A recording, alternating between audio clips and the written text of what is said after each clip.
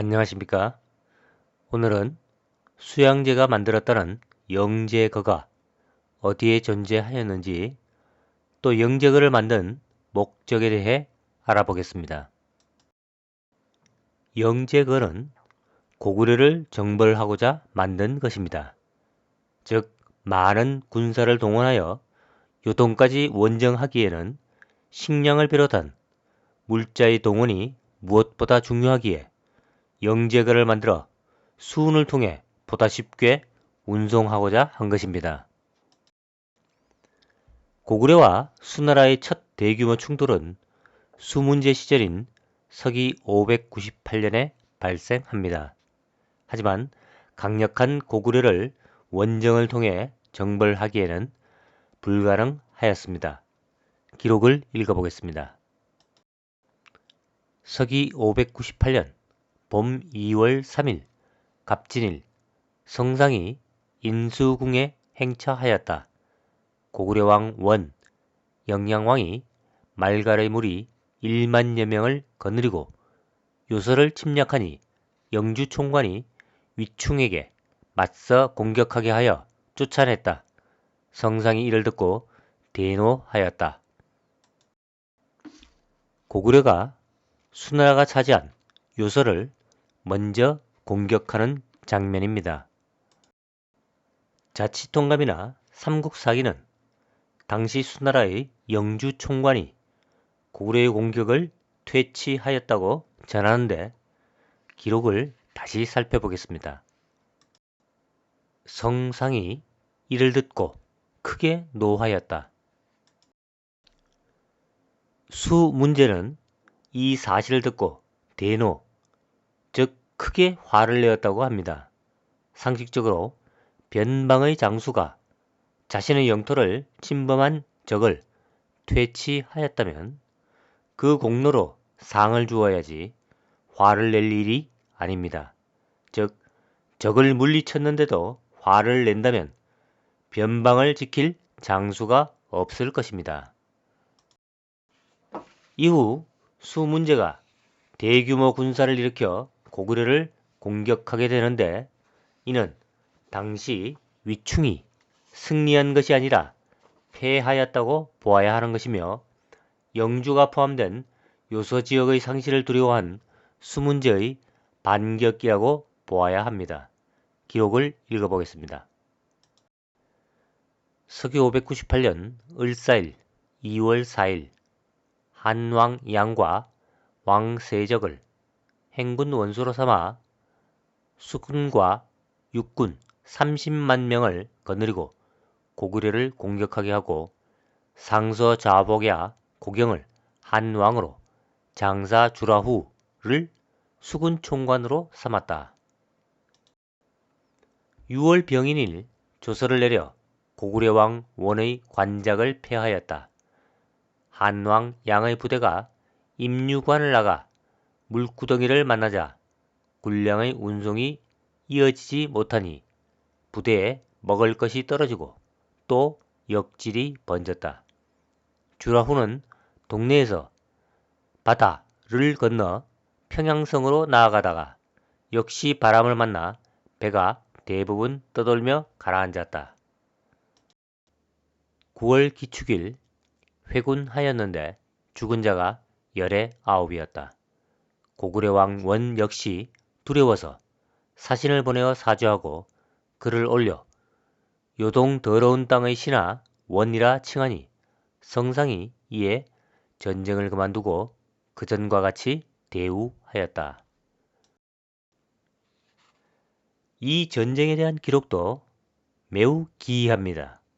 즉 수나라 군사 중 90%가 죽어 전멸하다시피 한 전쟁인데 고구려 영양왕이 수나라에 사죄하였다는 기이한 기록입니다.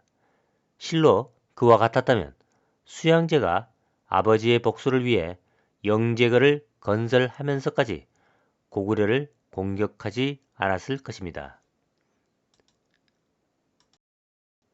심각한 문제는 삼국사기 역시 자치통감을 따라 동일하게 기록하였다는 점입니다. 기록을 읽어보겠습니다. 9년 598년 가을 9월 철군하였는데 죽은 자가 10명 중에 8, 9명이었다. 왕 역시 몹시 두려워하며 사신을 보내 사죄하고 표를 올리기를 요동의 더러운 땅의 신하 모라 칭하니 황제가 이에 전쟁을 그만두고 처음처럼 대하였다. 이 기록에 문제가 있다는 것은 다음의 기록으로도 확인할 수 있습니다. 백제왕 창이 사신을 보내 표문을 올리기를 군대의 길을 안내하겠다고 청하였다. 제가 조서를 내리기를 고구려가 죄를 인정하여 짐이 이미 용서하였으므로 공격할 수는 없다. 라고 하며 사신을 후하게 대접하여 보냈다. 왕은 이 사실을 알고 백제를 침략하였다. 수나라에게 빌부터 백제 위덕왕이 고구려 공격을 주장하였으나 고구려에게 심각한 손상을 입은 수문제는 이를 거부합니다. 이를 들은 영양왕은 곧바로 백제를 침략하여 이를 응징하는데 만약 고구려가 수나라를 두려워하였다면 이러한 응징은 없었을 것입니다. 수문제의 아들 수양제는 아버지의 실패가 군량 조달에 있었다고 판단하여 이를 해결할 방법으로 수운, 즉 강을 연결한 영제거를 건설하여 해결하고자 하였습니다. 기록을 읽어보겠습니다. 수양황제 대엽 4년 서기 608년 봄정월 을사일에 영제거를 개통하였는데 황하에서 탁군까지 통하였다. 봄정월 을사일 조서로 하복의 여러 부대들에서 500여만 명을 동원하여 영제거를 뚫게 하였다. 심수를 끌어들여 남쪽으로는 하에 이르고 북쪽으로는 탁군으로 통하였다. 영제거는 황하에서 탁군까지 연결된 수로입니다. 황하는 수나라 도읍 인근으로 그 위치를 파악하는 데는 의미가 없고 북통 탁군이라 하였으니 탁군의 자리가 중요합니다. 영제거의 목적은 고구려 공격이 있었으므로 그 자리는 고구려 국경과 가까워야 합니다. 즉 고구려 변경인 요동정벌이 그 목적이었습니다. 기록을 읽어보겠습니다. 헌제 말에 유주와 병주를 하나로 하고 다시 기주에 속하게 하였다. 진은 진으로 바꾸었고 이후 탁발씨가 점거하였다. 남북조 후에 위나라는 문덕현으로 바꾸고 동연주에 속하게 하였다. 북제는 동연주를 북연주로 바꾸었으며 수나라는 탁군에 속하게 하였다. 기록에서 연주라는 곳이 탁군에 속한다고 하였으니 탁군은 연주가 있는 곳 혹은 그 범위를 포함한 장소라고 보아야 합니다. 범위라고 한 것은 이 장소가 수시로 확장과 축소 그리고 삭제가 되었기 때문입니다. 계속해서 기록을 읽어보겠습니다. 4년 말갈거수 돌지계를 연주 총관으로 삼았다. 사서성문에서 연주는 본래 영수현이라 하였다. 영수 중 의령원년 617년 영수현을 연주에 두었다. 4년에 주를 폐하고 병주에 예속시켰다. 당 무덕초에 주를 없애고 영수현을 만들어 병주에 속하게 하였다. 이후 진주에 속하였고 5대의 시절에도 진주에 속하였다. 송희영 중에 이를 없애고 행당에 편입시켰다. 원우 초에 다시 설치하고 진정부에 속하게 하였고 금나라도 진정부에 속하게 하였다. 기록에서는 연주의 땅이 명수현이고 또한 진정부에 속한다고 하였는데 진정부는 오늘날 하북성 석가장시의 정정현을 포함하는 지역입니다. 즉, 이 일대가 영제거의 종점이라는 것입니다.